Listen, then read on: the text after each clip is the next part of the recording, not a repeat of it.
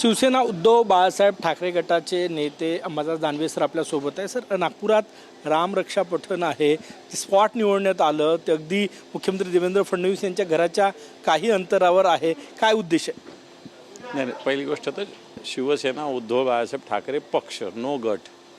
दुसरी गोष्ट, आता देवेंद्र फडणवीस वगैरे हा विषय या दृष्टीनं त्यांच्या तिथे आरती वगैरे हा मुद्दा नाही आहे. कारण या शहरातले जे प्रमुख मंदिरं आहेत त्याच्यातलं ते प्रमुख मंदिर आहे, त्यामुळे त्या ठिकाणी ही महाआरती होती आहे. त्याच्यात फडणवीसांचा मतदार कोणाचा मतदारसंघात असेल, मग शहर पण गडकरींचं आहे असं म्हणता येईल. त्याच्यामुळं तो उद्देश आमचा नाही. आमचा उद्देश हा रामरक्षा ह्या अँगलनी, की रक्षा म्हणजे सिक्युरिटी, रामाची सिक्युरिटी, रामाचं संरक्षण. याचा अर्थ असा की रामाच्याच मंदिराला आता वेगळ्या पद्धतीनं घेरलेलं आहे. रामाच्या श्रद्धेच्या ऐवजी त्याचा उपयोग मला असं वाटतं वेगळ्या कारणाने केला जातो. आणि म्हणून माननीय उद्धवजी ठाकरे साहेबांच्या नेतृत्वाखाली आम्ही हे रामरक्षा महाआरती आंदोलन पुकारलेलं आहे. सर, वरळीमधनं सचिन अहिर विधानसभा निवडणूक लढण्याच्या संकेत त्यांनी दिलेले आहे. असं झालं तर आदित्य ठाकरे विरुद्ध सचिन अहिर असा सामना होऊ शकतो. हे पहा, आदित्य ठाकरे तर आमचे नेते आहेत, पण सुनील शिंदे आमचे जे तिथले आहे ना, त्यांनी सचिन अहिरांना पराभूत केलेले आहे वरळीच्या निवडणुकीत. त्याच्यामुळं मला असं वाटतं फार सचिन अहिर लढणार आणि मग आदित्य ठाकरे, सचिन अहिर, शिवसेनेचा तिथं बेस आहे. त्यामुळे अशा घोषणा केल्याने काही होत नाही. मागच्या वेळेसही तिथं उभं होतं कोणीतरी, मिलिंद देवरा बौदा, किती मोठं नाव आहे देवरा, तर त्या भागात खासदार. काय झालं? त्याच्यामुळे असं काही होणार नाही. वरळीमध्ये आदित्य साहेबांचा असेल, शिवसेनेचा असेल, एक बेस आहे, एक मजबूत पाया आहे. त्यामुळे ठीक आहे, सचिन अहिरने लढायचं, लढू दे. आता गेले ते तर लढतील, त्यांनी काय फरक पडतो. काल मुख्यमंत्र्यांनी म्हटलं, आज एकनाथ शिंदे यांनी सुद्धा म्हटलेलं आहे की उद्धव ठाकरे यांनी 2 पानं तरी रामरक्षेचे वाचून दाखवावे म्हणून. मला असं वाटतं 2 पानं वाचण्यापेक्षा ढिगभर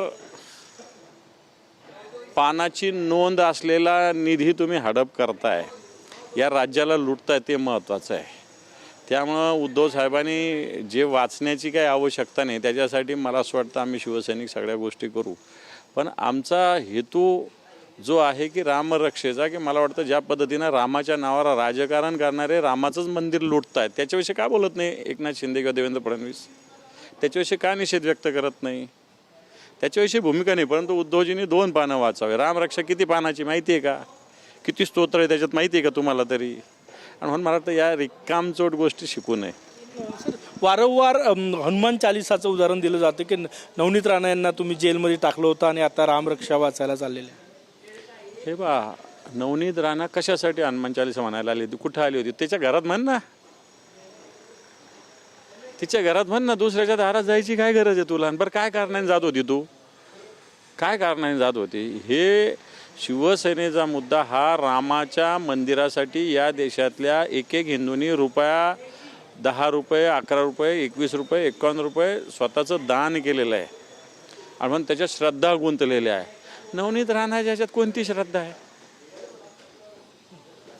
कुणाकुणाला निमंत्रण देण्यात आलेलं आहे? काँग्रेसचे नेते तुम्हाला येऊन भेटलेले आहे, त्यांनाही निमंत्रण देण्यात आलेलं आहे. हे बा, भले आमच्या पक्षाने याच्यात पुढाकार घेतलेला असला तरी शिवसेना सगळ्यांना निमंत्रण देणार आहे. माननीय शिवसेना नेते संजय राऊत साहेब स्वतः पत्र लिहिणार आहे, सरसंघचालकांना पत्र पाठवणार आहे, देवेंद्रजी फडणवीसांनाही पाठवणार आहे, काँग्रेसच्या नेत्यांनाही पाठवणार आहे, राष्ट्रवादीच्याही नेत्यांना पाठवणार आहे. त्यामुळे मला असं वाटतं या महाआरतीमध्ये, रामरक्षा आंदोलनामध्ये सगळ्यांनी सहभागी व्हावं. कारण राम हा सगळ्यांचा आहे, तर सगळ्यांनी यावं. रामरक्षा पठणसाठी सरसंघचालक डॉक्टर मोहन भागवत मुख्यमंत्र्यांनाही पत्र पाठवण्यात आलं, निमंत्रण बिलकुल पाठवणार आहे. रीतसर पत्र रीतसर पाठवणार आहे, बिलकुल पाठवणार आहे. काँग्रेसच्या येईल का ते? असं वाटतं येऊ न येऊ, आमचं काम आहे. कारण आमचं काही हे काही पक्ष म्हणूनच नाही, आम्ही राम भक्त म्हणून या सगळ्या गोष्टी करतोय आम्ही.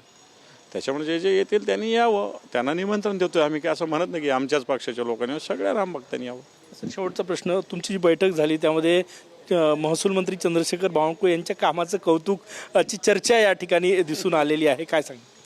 नाही, बघ, काही गोष्टी अपार्ट फ्रॉम पॉलिटिक्स असतात. सहज बावनकुळे साहेबांच्या कामाविषयी चर्चा झाली तर बावनकुळे साहेब एक ठीक आहे, भारतीय जनता पार्टी म्हणून, एक मिनिस्टर म्हणून काही गोष्टी धोरणात्मक विरोध आमचा असू शकतो, परंतु एक व्यक्ती म्हणून जे जे काही काम आहे तेवढं सकारात्मकतेनं ते करण्याचा प्रयत्न करतात. अशी भूमिका आम्ही पॉझिटिव्ह राऊत साहेब असेल किंवा मी असेल मांडली सगळ्यांसमोर. नागपूरला आलं म्हणून त्यांची आठवण आली म्हणून बावनकुळे साहेबाविषयी एक सकारात्मक चर्चा आम्ही सहज केली. असं काही त्याच्यात फार राजकीय घ्यायचं काही गरज नाही. थँक्यू. कॅमेरामॅन सचिन सयामसह गजानन माटे, TV9 मराठी, नागपूर.